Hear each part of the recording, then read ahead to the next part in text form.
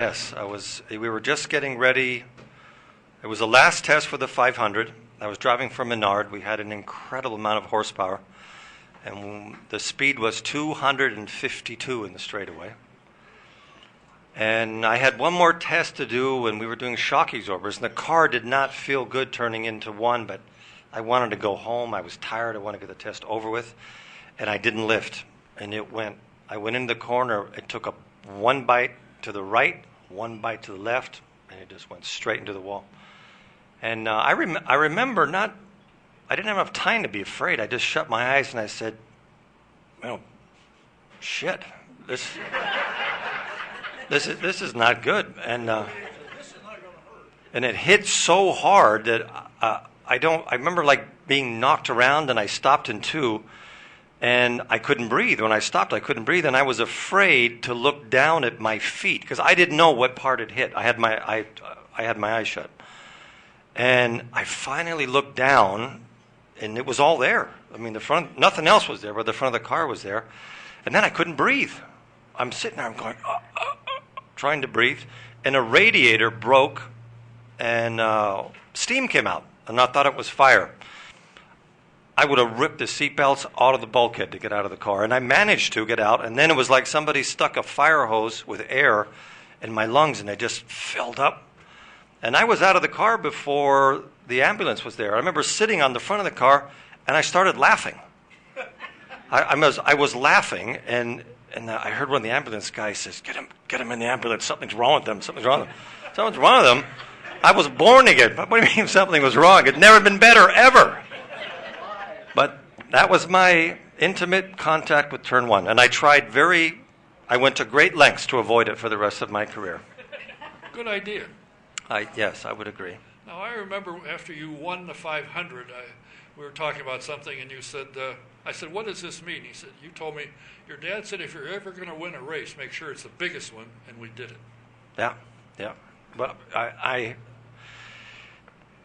when you talk, and I do a lot more of this now on television than I did before, but when you look at a race car driver and you see him racing at Indy and he's leading laps at Indy, we all forget that some place and somewhere in time, it was nothing more than a dream. It was just something that you wanted to do. It's like two kids playing baseball, and one of them one day will be pitching for the Yankees. So that was something that I wanted to do, and that memory came into my mind didn't come into my mind when I was racing at Indy, when I was leading. But when I won the race and I went through turn one, all of that stuff of my dad and what we were talking about. So, yes, that's right. I forgot. I was such a long answer. I forgot what your question was. Was there a question? Sorry. Are you going to get back in the car again? I'm driving home. Okay. What is it like when you are introduced and will for the rest of your life? An Indy 500 winner. That will stick with you. I can sing, and nobody will say, boy, there's a singer. I just say, here's a guy who needs to go on a diet. But you will, for the rest of your life, be known as an Indianapolis 500 winner. And there ain't that many of them in this world. When I was a kid, I was living in Europe, and I remember following Emerson Fittipaldi's career, and he won multiple Formula One championships. Then I came here, and I saw him win Indy. And he later became a friend of mine. And I remember being at dinner one night, and somebody walked up to him, and this person said, "That's Emerson Fittipaldi. He's won Indy." He took more pleasure, I think, in saying that he had won the Indianapolis 500 than he did in winning his Formula One championships. I'm not saying that's ubiquitous through anybody that races, but that puts it in focus. You can say Indy 500 in Brazil, you can say it in Moscow, you can say it in Naples, you can say it in the Philippines. Everybody knows exactly what you're talking about. So to have the honor of saying that you've won it is great. And the Borg Warner Trophy, what can I say?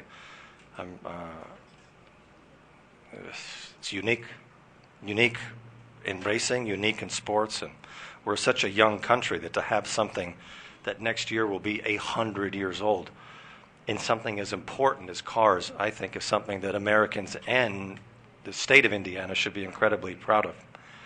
Without question.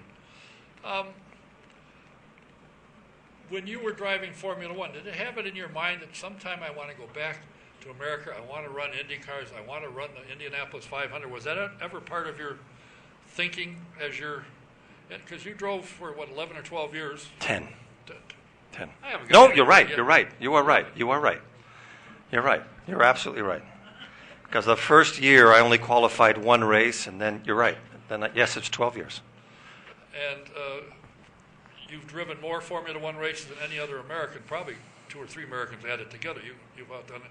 But when did you start thinking, I'm going to go back and run Indianapolis? When I was 6? No. My family moved to Italy when I was 4 or 5. I have to look at you for all these questions. You know more of the answers than I do. And I raced go-karts. So my mother was from California. My mother is from California. My father was from Phoenix. So I was raised by Americans in Italy, and I liked driving, so I did a lot of go-kart racing. And I wanted to become a Formula One driver. My father would talk about Indy and American racing, but my focus was on Ferrari and Formula One. So I did all that, and at 17 I went to race in England, and there's an end to the story. And there was an American in the team. His name was Danny Sullivan. Really? Yes, Danny was the leader of this team. He was probably 21 and I was 17 or something. And he was just the coolest guy I ever met. He had an Alfa Romeo, and he lived in somebody's apartment in downtown London, and I lived in a motorhome, and I took the train and the buses and all this. So I saw Danny was the guy to beat. And we had a lot of fun together in Formula 3. We both won races. And my career took off in Formula One, and his only lasted for 1 year, and he came to the States. So I remember sitting in Monaco racing for Renault, I think it was, and there's my buddy, Danny Sullivan, spinning, coming out of turn 1 with Mario Andretti, and he goes on to win it. That was the moment I wanted to race at Indy, when he did that. So I think a lot of my wanting to come to the States was because Danny did so well, and I couldn't have him have all the fun, so... What prompted you to own a race team? A lot better job security.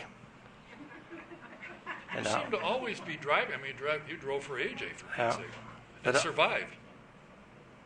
I learned the lesson with AJ. If you were going to disagree with him, you had to stay about 9 feet away from him. I could get away when he was 9 feet. Anything within 9 feet, he was...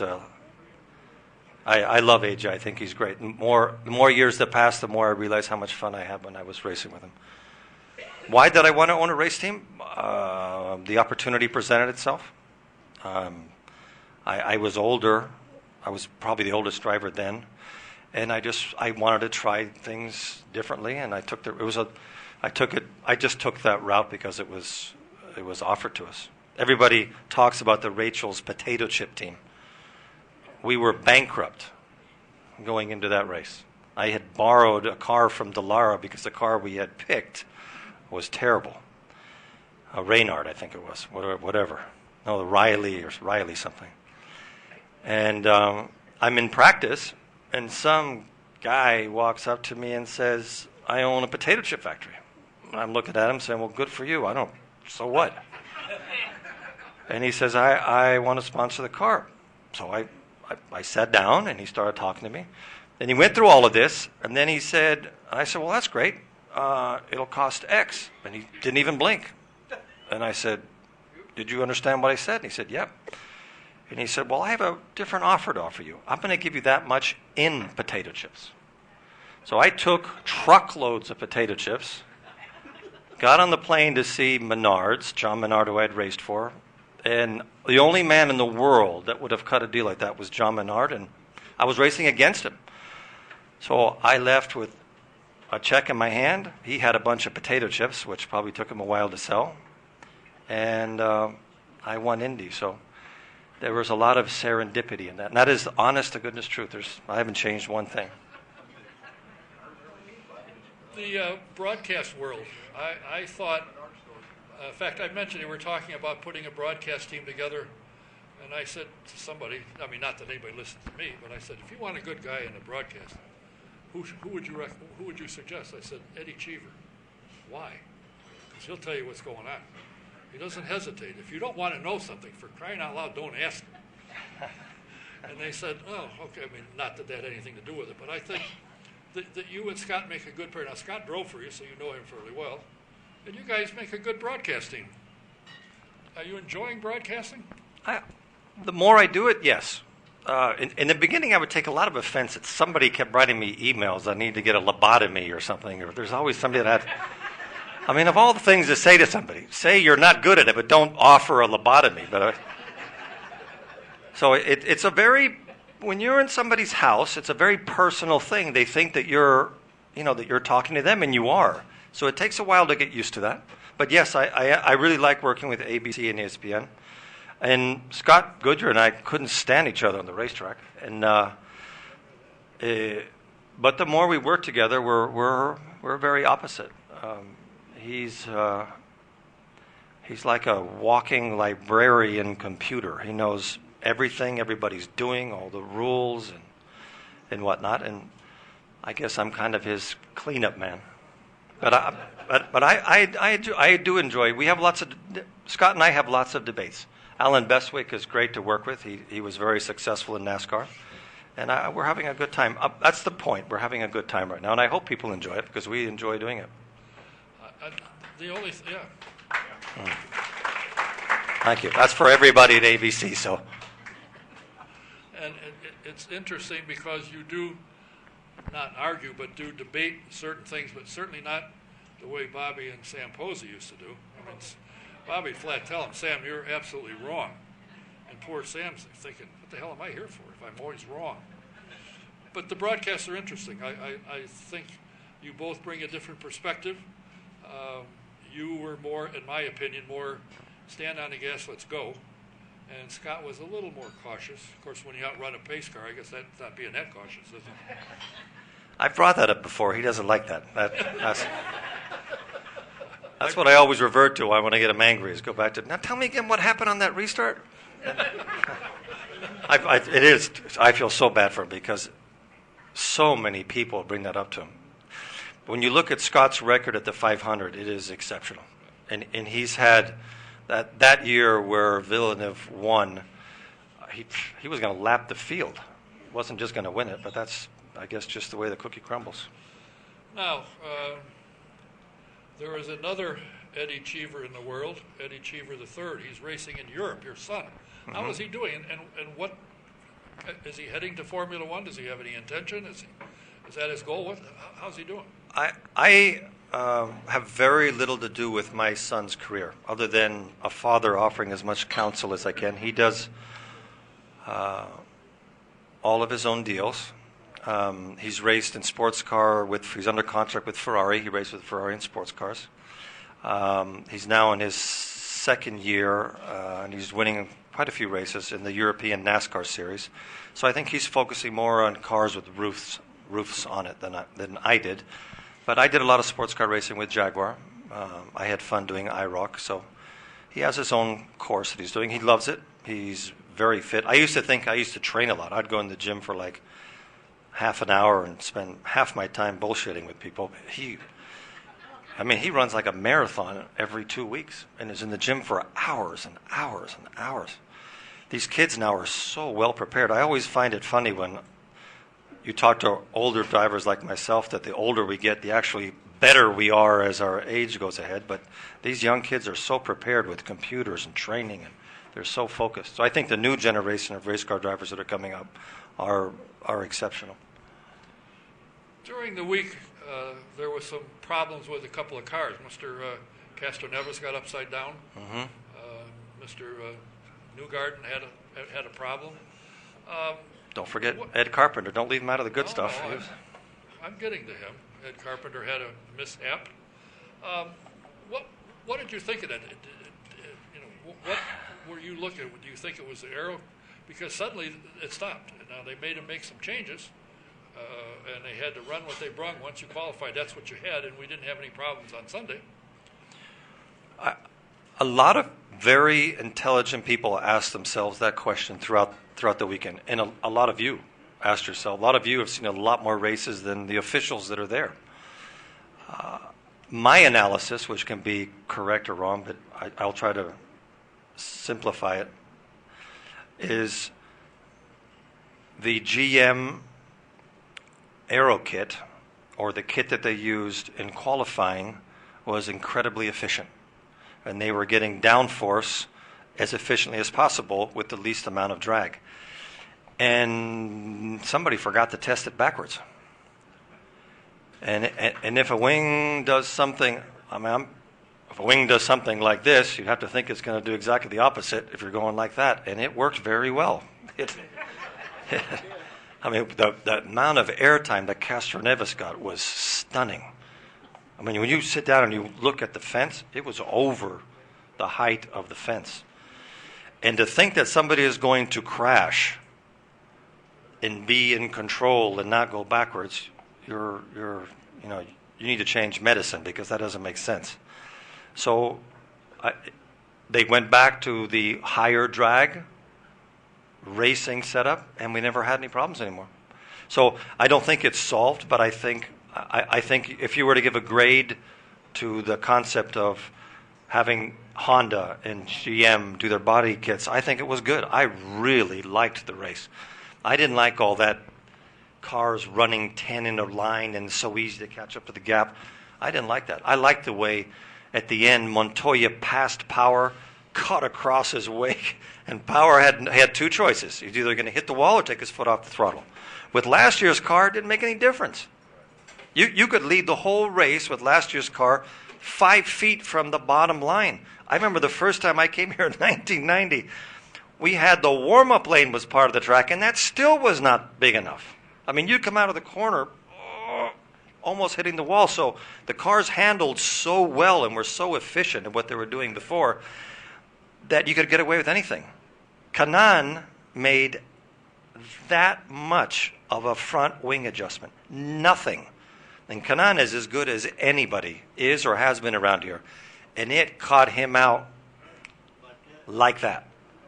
And in qualifying, if you see Castroneves when he was getting ready, Castroneves made one small adjustment in, and it was gone. And Castroneves is as smooth as anybody is around here. So the cars are now trickier. They're more difficult to run. If you're going to put a good lap in qualifying, man, you're going to hold on. If you take out a little bit, a quarter of a degree of front wing a quarter turn on the front, you can get it wrong. So it's a very fine adjustment. I like that. I think that's a good step. NASCAR is one thing, and I admire it. And IndyCar is another thing. And IndyCar is just faster.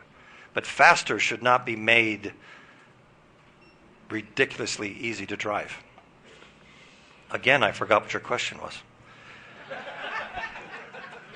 The president of Honda Performance, Art St. Cyr, I think his name is, said and put out a release how much time they spent testing, and they spent thousands of hours testing their car backwards. They did test it, and they knew it wasn't going to be a problem. Virtually testing it or testing it at a racetrack? I think they did it in wind tunnels as well. I haven't seen any of that. I can't remember. I read the thing and how many thousands of hours they spent. Good, because I'm glad. I'm glad they did that, because I'm glad we never saw if it's true, and I take his word for granted. So maybe they should have spent a little bit less time backwards and more time frontwards, because they weren't going quick enough. But it wasn't. And your point, well taken. If you got a wing that gives you downforce, it's only logical you turn it the other way, put air in it, up you go, up and away. You're heading for Detroit. Is that a venue you think is a good racing venue? It's the headquarters of the American automotive industry. I think it's great they're having a race there. It's a city that I have been there in Formula One in the 80s when it was successful and there was money everywhere. I've been there when it's gone the wrong way, and they're not selling cars, and it's suffered a lot. But it's a city that if you love cars, it has to be dear to everybody's hearts. And if you're an American, I think it's wonderful. So I love going back there. I think it's a good circuit. How many weekends are you occupied in the television booth? I forgot to count this. Last weekend.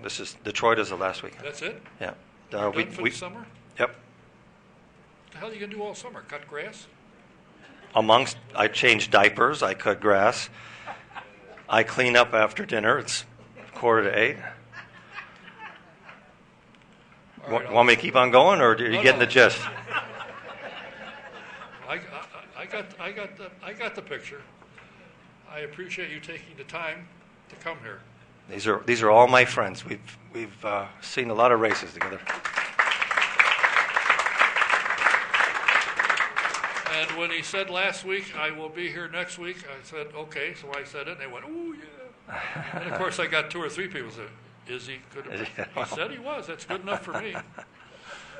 And playing Mr. Mom, that's kind of fun, isn't it? Oh, I love it. I have bookends in my life. I have a 26-year-old daughter. I'm now a grandfather. I have a 22-year-old son. I have a 9-year-old son, and I have a 16-month daughter. 2 of my children are Hoosiers. Does that make me a Hoosier if you have a Hoosier kid? Okay. And there's Good 3 of enough. us in our family that are Hoosiers. That's good enough. That's good enough. And I came here just to race. So I must have been the water or something, but I sure have been here a long time. I think I'll leave that one alone as well. You're a wise man. Yes. But I want you to talk to me again. I want you to come back at some I point will. in time. It's always good talking to you. I enjoy it. He's here. He was there. He's the 1998 Indianapolis 500 winner, Mr. Eddie Cheever. Thank you.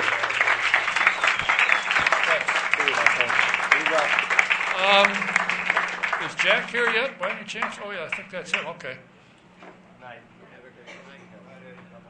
Tonight's show is presented by Sam Pierce Chevrolet in Daleville, Indiana. You come to the country to see why the best prices are, in fact, in the country at Sam Pierce Chevrolet. You will also see why it is that Sam is always up at the top of customer satisfaction ratings. Take I-69 north to exit 34, turn south 1 mile, and voila, it is there.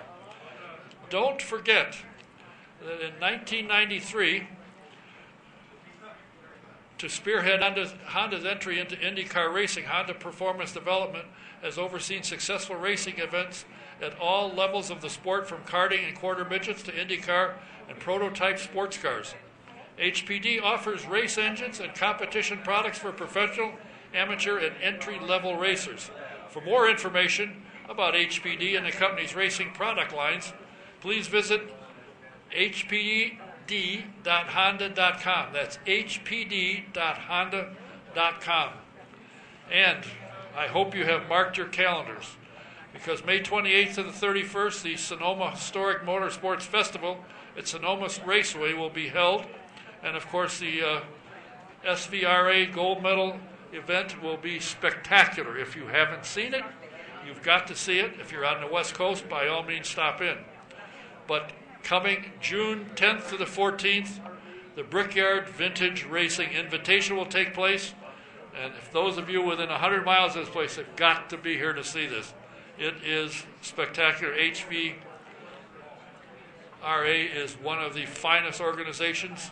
And do yourself a favor, if you're a vintage car buff, go to svra.com and hit the subscription button and subscribe to the Vintage Racing Quarterly. It is a first-class magazine, and it tells you everything that's going on in the sport. It tells you some of the cars that you remember, who's driving, and what some of the drivers are doing.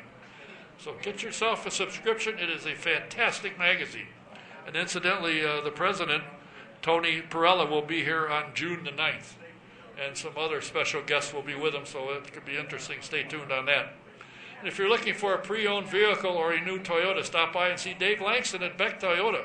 Beck has been in business on the south side for over 35 years and has an outstanding reputation. Beck Toyota is the #1 certified pre-owned Toyota dealership in the state of Indiana. Beck has in inventory over 100 different makes and models. Dave is a professional and will treat you with respect and make the buying process an easy one. Give him a call. Number 317-760-1613.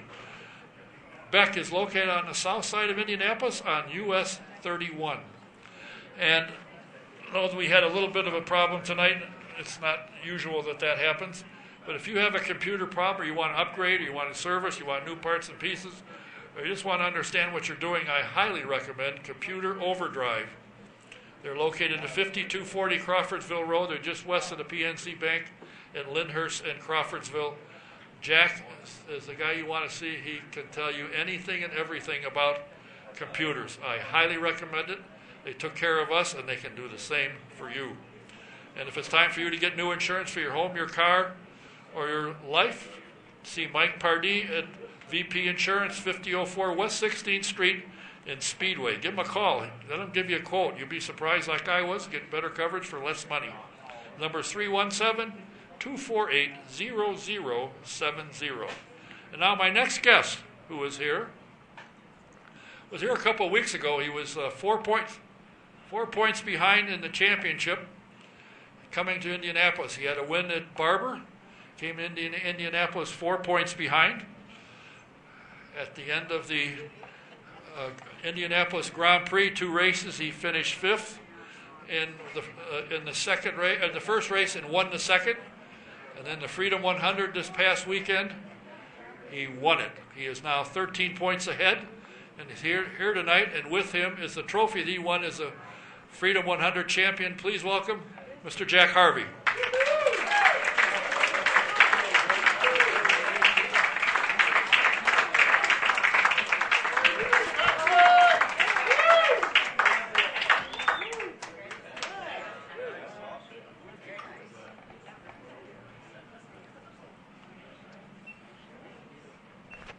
I hope you're not tired from carrying that. It's pretty heavy. I mean, people should go and feel how heavy it is. Obviously I broke my thumb and they kept trying to hold it with this hand, and in the end I kind of dropped it. So, yeah. As I said, when you came here the last time, which is only like 3 weeks ago, you were 4 points behind in the championship. You came in here, you had a win down at Barber, you were steaming, ready to go. You got a 5th place, and then you got a win. And the Freedom 100, an exciting race. You and Ethan were battling it out, but you worked your way up. You got the lead, and you got the checkered flag. You are now 13 points in the lead, heading to Toronto in 2 weeks. Got to feel good.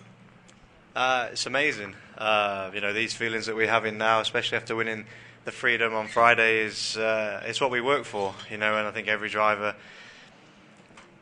the feeling's the same. Whether it's in IndyCar or Indy Lights. I know the Freedom's not quite winning the 500, but it sure felt like it when you're standing there in Victory Circle at the Speedway. It was one of the greatest feelings I've ever had. Sam had to be ecstatic. He not only won, he finished 2nd, 3rd, and 4th.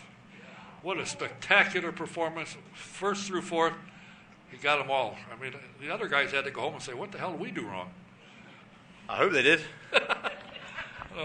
Juncos had been doing well. All of a sudden, you guys have caught up with him and passed him, and he's got to figure out what did he do wrong. Because he's got a good organization and some good drivers, and he's done. He puts on a good car. So Sam's got to be pleased with and your crews. I mean, you guys got some of the best mechanics in the series without question. I think we've got some of the best mechanics, the best engineers. I think hopefully the best of everything. As a team, you want to get the best result possible. As a driver, you want to deliver that result. And I spoke to Sam, and he said, okay, with 5 to go, he was pretty confident one of his cars was going to win.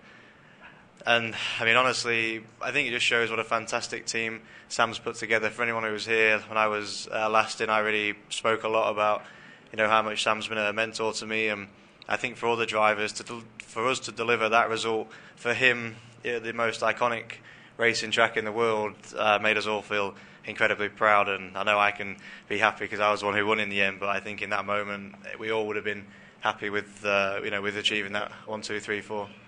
He's got a young guy, the youngest one in the series, I think, R.C. Enerson out of Newport Richey, Florida, who was running, I think, up 2nd and 3rd for a while, and he ended up fading and finishing 4th. But he's got some good guys right on your tail when you move up.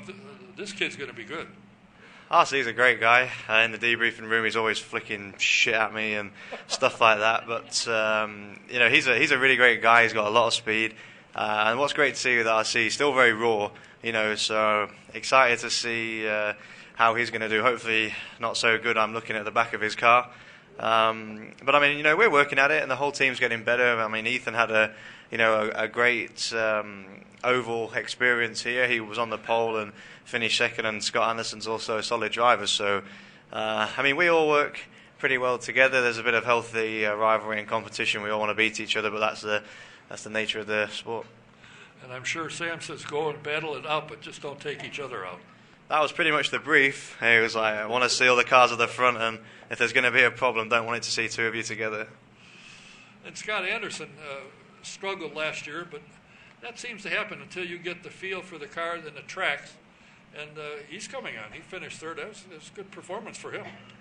Absolutely. I think Scott was in an interesting situation last year with his team. He was a single car, and then he moved to SPM. And I think at that moment there, he realised that what a proper race team was all about. And I think he's really finding his feet again. Have you got a lot of response from home? I mean, have the English press chased you down and talked to you and done interviews over there? I've been flat out, mate. So I can only imagine how Juan Pablo feels right now, because it is a big deal, especially in my hometown. They really support it a lot, and I've been actually quite busy. It's a good problem to have. It, I know it's not winning the 500. I know it's only in Indy Lights, but I mean that feeling of winning at the Speedway was incredible, and I just hope to one day participate in the race. To be a rookie and compete in the 100th running, I feel would be pretty amazing. But I mean, I definitely got support. I was in some of the main newspaper tabloids in the UK over the weekend, and it's incredible. I mean, I think everyone in Europe understands what the 500 represents. It's only until you come and experience do you get a full understanding of it. And like we say all the time, I live just up in Carmel. I get to see it all the time. I know what it means, and to have just been a small part of the whole month, I felt so lucky. I'm very proud, and then in the end, honoured to win the race. And there was a good crowd there. It was. And that's got to change the layout of the track. When you go out there to your practice, there's nobody, and all of a sudden there's people and there's color. It's got to change your whole outlook of what you see. Ooh. Yeah, I always like to have a glance around, see how many people are in the stands and whatnot, and it was great. I mean, I had quite a few of my friends come to the race and support me, so I think really this was the first time I've been at the track and really felt like it's my home. Well, to have won here, you've got the feel for it. And I think people have to realize those cars that you got this year, I mean, you're running laps just under 200 miles an hour. The cars are hauling. That's a good race car, and it seems to be a stable race car. You guys were able to pass and run nose to tail without upsetting the car completely. How do you like going that fast? It's awesome. It's kind of sketchy though. When at the end of the straight we were turning into turn 3 at about 211 miles an hour, which I felt pretty fast to me. Yeah, it was. Yeah, it would have been, especially if you'd have hit the wall at that speed. Well, that's not part of your plan, though, is it? I hope not. Yeah. Has anybody approached you with the idea that maybe next year you might? I think I read where you had said you might want to run one more year in lights and then move up, or has anybody come and talked to you about the possibility of moving up next year? I don't really have any plans to run lights for a third season. I think 2 seasons adequate, really. I want to compete in IndyCar in the whole series, especially the 500. That's my goal. I spoke to Sam as soon as I got out of the car. I said 2 things to him. The first one was thank you. Sam was instrumental in putting my deal together for this season. So first thing I said was thank you for believing in me and supporting me. The second was, does that mean I can drive the IndyCar? So I'm pretty committed to trying to be in the 100th running of the 500. It's everything I'm working for, and hopefully if we can keep going the way we have done, we can get the end result, win the championship, and hopefully step up. Are people starting to recognize you now? No? Maybe when I come here, but maybe when I take the trophy around, people seem to notice me. So now I just take it with me everywhere, just hoping that someone says hi. Well, I guess I just say that one. I just say I know Don Kay, and then that's it. That's the end of the conversation. If they pack up and they, all right, let's go home, dear. We got to change the diapers. Well, that's Eddie's job. I'm sorry.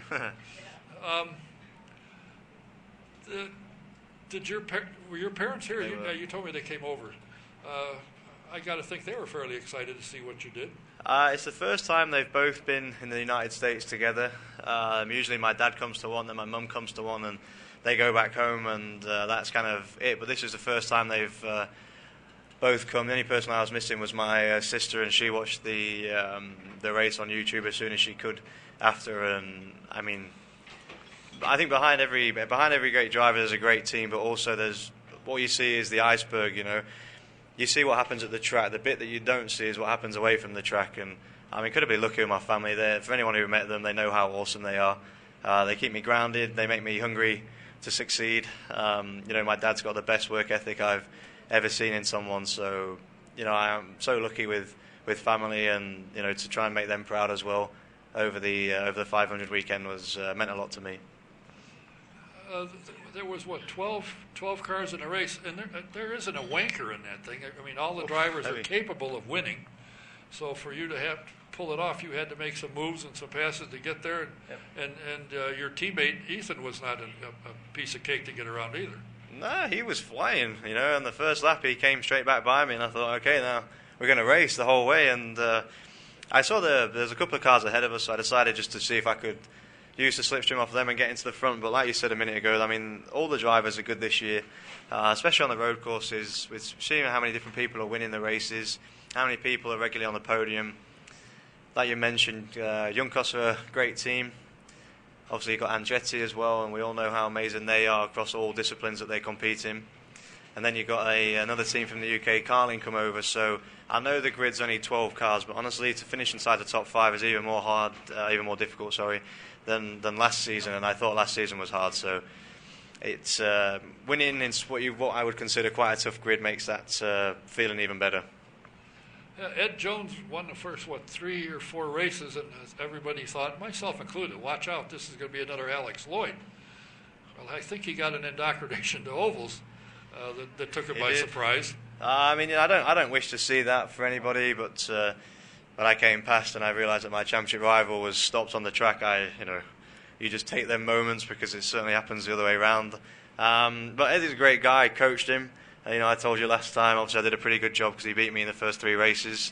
But I mean, to put together a championship, you need a bit of luck along the way, and the harder we work, sometimes the more luck we seem to get. So we just need to keep going in that way, and hopefully just end the season as a worthy champion. Well, you're on the right track, and you're hot. Can you feel confidence? I'm sorry? You said I was hot.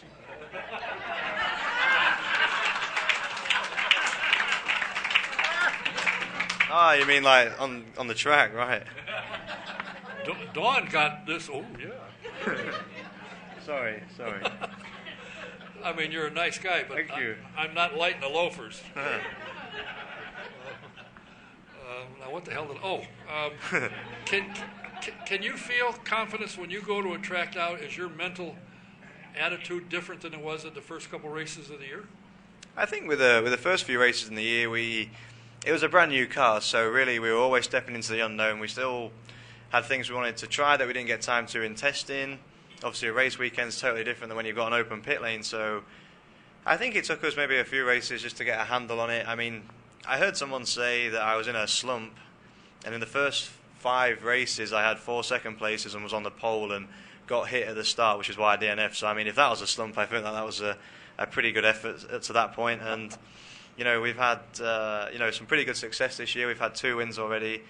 We've had 3 second places, a 5th and a DNF, which wasn't really my fault, but I think the season's going pretty well. And last year, the second half of the season was where we kick-started. We won 4 of the last 5, so hopefully if we can continue that, we'll be looking okay. It's no guarantee it's going to be okay, but I feel like we can be somewhat confident moving into the second half of the season. Did you race last year at Toronto? Yes. Do you like that up there? Yeah, it's the Commonwealth, mate, so there's nothing too much to like. I think on the whole, Toronto is a great city. I really enjoyed it. We were incredibly fast there. It was when it rained. For anyone who was there, it rained across the Saturday, and they cancelled the IndyCar race, and they postponed it, and we kind of got the bad end of that time schedule. So in the race, it rained at the start. We were on slicks. We set up for dry track. Alex Barron won that race, but Gabby was second, and I think towards the end of the race we caught them up by about 10 seconds. So I think we've got a good car there.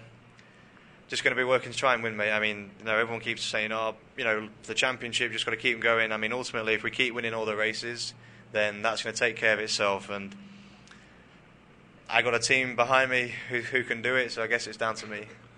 I think the interesting thing, when I worked for a race team for quite a number of years, when you had a driver in the car that they knew they could win, the attitude of the team is completely different. Absolutely. If they got a wanker in there and they figure, well, if he stays off the wall, we don't have to work so hard. The attitude is again different. So I got to think your guys are all pumped up because you've shown them that you can win or you can finish on the podium most every race. It makes it easier, and they give you a car you can win with.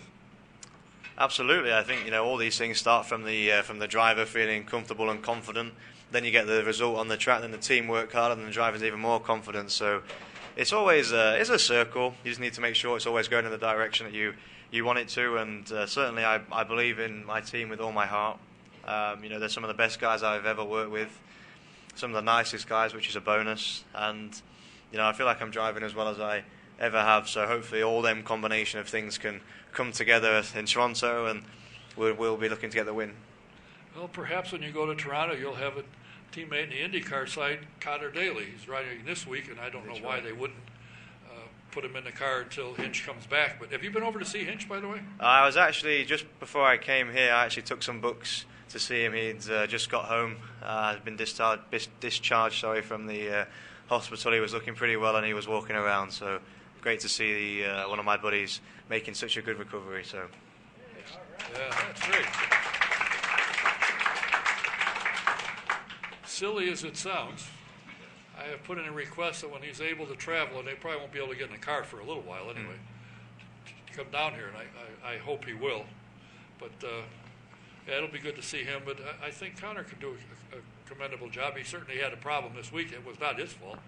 But see what happens. It seems to me now, with the speed of the IndyCar being in the 225, 228, 230, 33 speed, these cars are going to be a nice step up because they're running over 200. You're getting used to get the feel of it.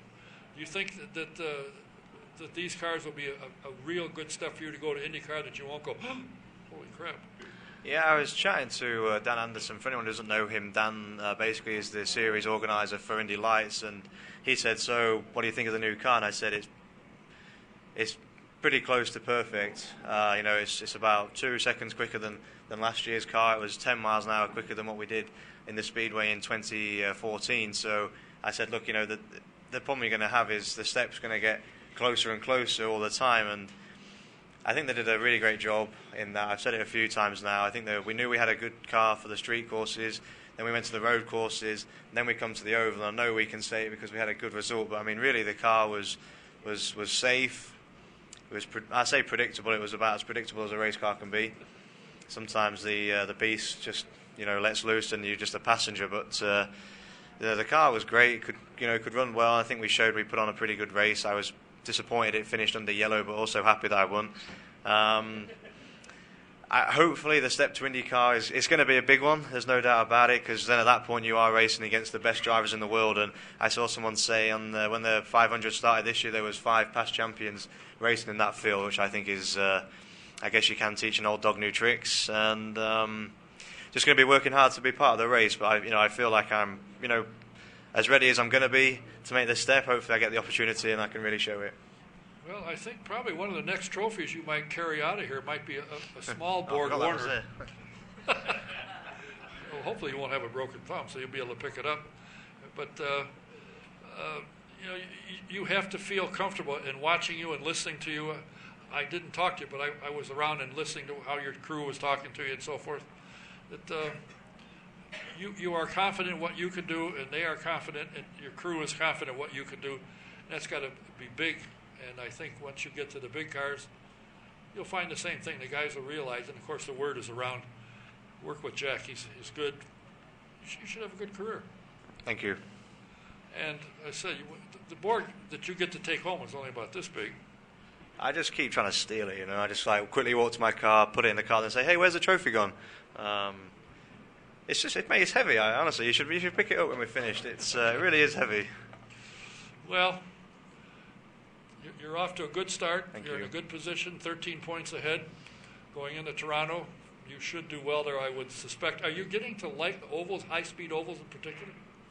Mate, I always liked them. I mean, Milwaukee's a pretty tricky oval that I struggled at a little bit last year, but I love the ovals, I mean, who wouldn't enjoy going 211 miles an hour? So it's, I'd be very happy to spend the rest of my career here.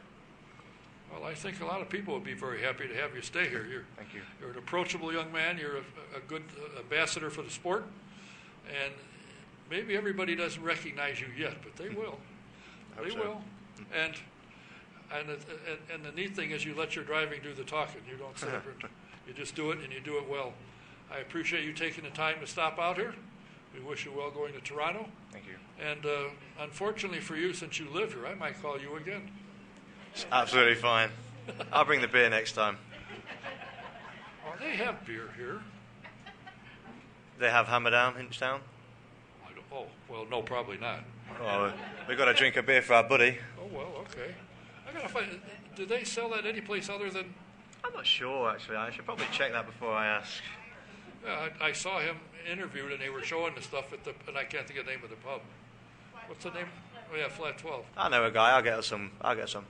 What a guy. I know the guy. Really? Are you saying that Mr. Hinchcliffe drinks a lot of that stuff? No, you didn't say that. I'm not sure I said that. I'm sure. I think I've shared one with him before. Okay. Well, one each anyway.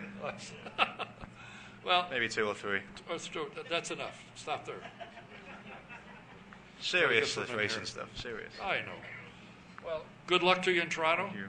Thanks for stopping by. Thanks for bringing the trophy. If anybody wants to get a picture of him with a trophy, it's here. Get it. Until the next time. Next week we will be here, incidentally. Don't know who the guests are, but we will be here. You won't be here, though. Actually, I've got quite a busy week. I'm traveling to Wisconsin to test at Milwaukee tomorrow. Test Thursday. I fly back to the UK Friday, actually. So going home to see the family for 10 days and straight to Toronto. So got a nice gap in now. And I'll bet you'll do some interviews while you're there. They've already been on the phone, yeah. Good. Thank you. That's good. Glad to hear it. Keep an eye on him. He's going places. Jack Harvey.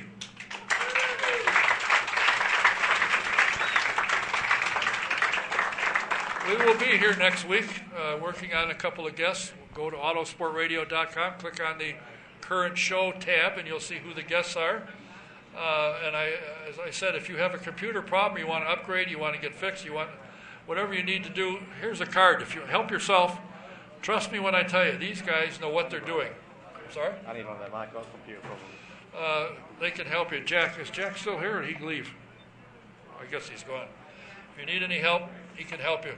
Until next week, I want to thank Eddie Cheever. I want to thank Jack Harvey for being here. Thank all of you for being here. For those of you watching, sorry we were a little late. There was a little problem, but it got resolved. Until next week, Don Kay saying thanks for watching. Thanks for being. Good night. Thank you. I appreciate it very much. I appreciate you bringing that. Oh, yeah. I could use one of these. See? They are really good. This kid is good. Thank you. Oh, I hope so. I'm working. Chuck, you want a picture with him with the trophy? What, him?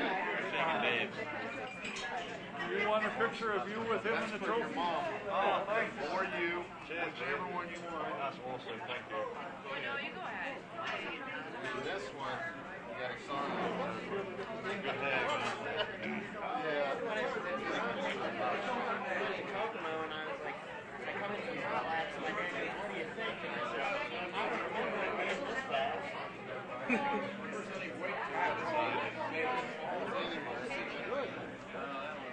See you later, Dan.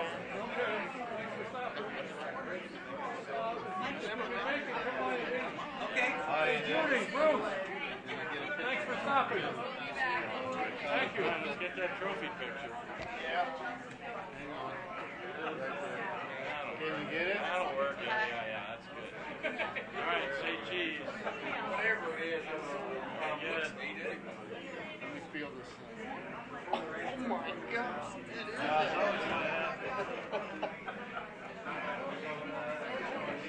Yeah, I know, right? And then when they say lift it above your head, then... No wonder you broke it.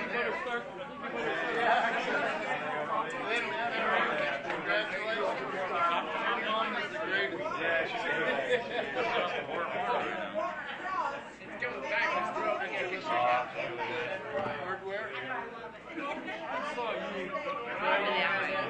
How far? So much better. Well, maybe not. There you go.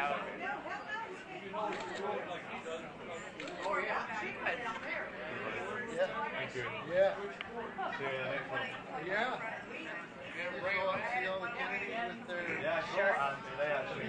Oh, I saw the shirts too. Put Yeah. those up. I'm not sure they were that funny. Yeah, I'm not. That's what's funny. And I know I asked why. Oh, And they told me the reason. that's funny.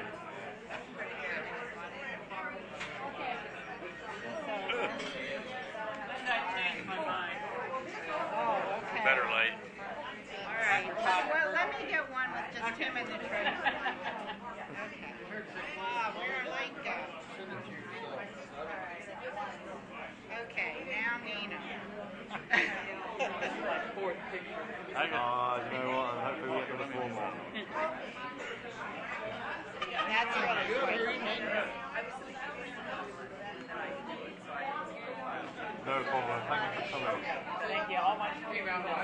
Yes. Someone's got to laugh, otherwise it'd just be awkward. Oh, you were? Thank you. Thank you, I appreciate that. Yeah, it was well. Where's he gone? How do you want to stand like one side each, or you want to hold it? Or? Okay. Good, lean like. I feel like a member of Queen. Right? Yeah, you know what I mean? There we go. Okay.